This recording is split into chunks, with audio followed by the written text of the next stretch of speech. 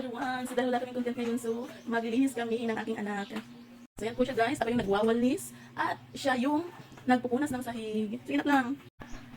Siya yung nagpupunas ng sahig at ako yung nagwawalis. Dahil pupunta kami magsisimba kami kaya kailangan natapos na yung mga gawaing bahay. Tapos mamaya pagkatapos ng simba, o nilasa-lasa na, o pupo na lang, diba guys? So managpunas ang likod, so isibog ng lingkuran. Sige punas.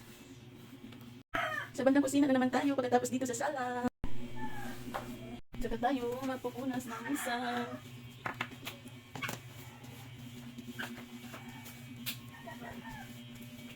At yun na guys, dahil tapos na sa sala.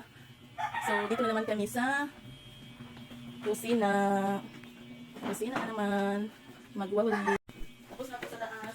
Tapos na rin po sa sala. Kaya dito naman kami sa kusina.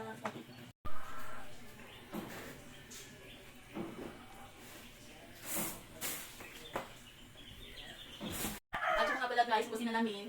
So, dahil walang space na sa likod o natatakot siyang kainin yung mga chicks niya. Sakto ng inis na chicks. Kainin ng daga. So, kaya dito nilagay sa kusina. Kita. Kasi lang pag mga kalsa yung mga palaga. Kaya yan, ilalagay na doon sa lalagyan niya ng mga manok. So, yan po guys. Tapos na siguro.